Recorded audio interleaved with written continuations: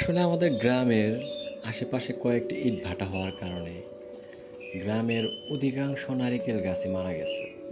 মানে কেটে ফেলতে বাধ্য হয়েছে গাছের মালিকরা।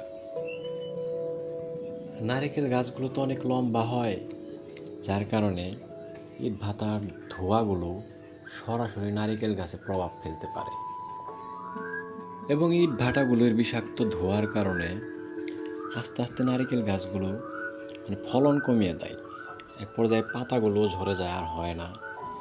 এমন এক পর্যায়ে আসে যে নারিকেল গাছটি মারা যায়, ফলে গাছ কাটতে বাধ্য হয় গাছের মালিকরা। কিন্তু আমাদের গ্রামের যে পাশে ইট ভাটাগুলো হয়েছে তার ঠিক বিপরীত পাশে আমাদের বাড়ি হওয়ার কারণে আমাদের বাড়ির আশেপাশে নারিকেল গাছগুলো এখনো জীবিত রয়েছে। এবং দেখেন কত সুন্দর ডাব এসেছে নারিকেল গাছে। কিন্তু যে হারে ইট ভাটার ধোঁয়াগুলো আমাদের এলাকার দিকে প্রবেশ করে, মনে হয় না খুব বেশি দিন বাঁচিয়ে রাখতে পারবো আমরা এই নারিকেল গাছগুলো। এখন পর্যন্ত সারা বছরই নারিকেল গাছে টুকটাক নারিকেল ডাব আমরা পেয়ে থাকি, দেখেন।